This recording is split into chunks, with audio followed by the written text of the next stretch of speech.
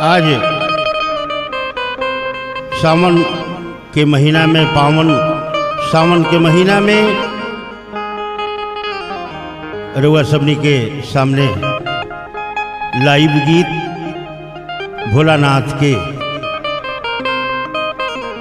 जिस सावन में अगर दिल से भोलानाथ के आराधना करला, पूजा करला, पाठ करला, मनवांछित फल ओकरा प्राप्त होला। हमरा संग में हमार बबुआ अंजनी सिंह तबला पर, बबुआ हरेंद्र बेंजू पर, दोनों आदमी कमाल के चीज बड़े। जे चिन्ही भोजपुरी में दूगो बात होला, चीज के चिन्ही या बात के बुझी ना तो बगल में बैठ के दिन भर जूझी। कमाल की चीज दोनों आदमी बने।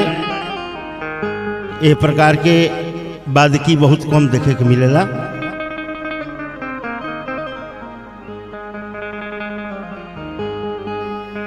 तो सर्वे सुमंगल कीजिए, शंकर तुम्हारा नाम है।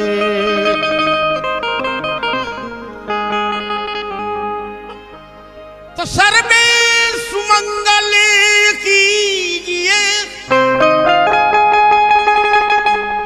शंकर तुम्हारा नाम है। ऐ भक्त वत्सल तुझको बार बार प्रणाम है।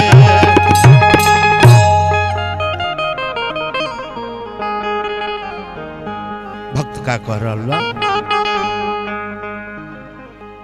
बाबा विश्वनाथ मंदिरवा, सोनवा चम चम चमकेना। बाबा विश्वनाथ मंदिरवा, सोनवा चम चम चमकेना।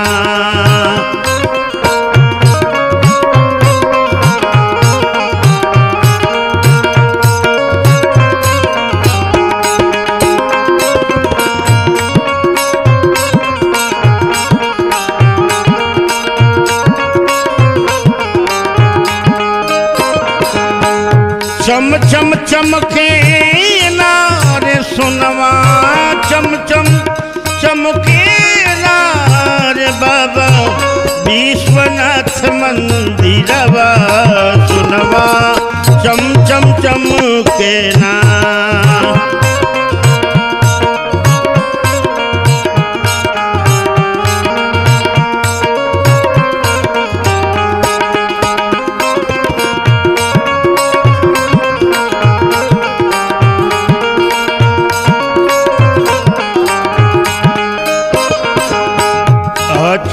चंदन बेल के पाती,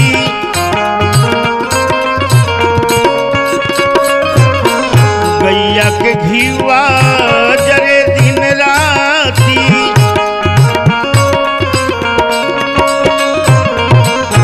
अक्षत चंदन बेल के पाती, गैया के घीवा जरे दिन राती। फूलवा गम गम गम के ना, फूलवा गम गम गम के ना। बाबा विश्वनाथ मंदिरवा, सोनवा चम चम चम के ना।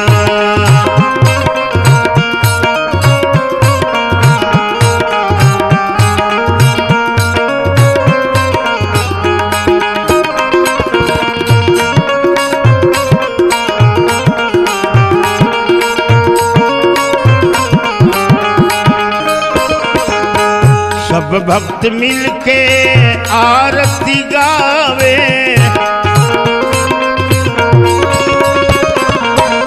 नमः शिवाय के रट लगावे।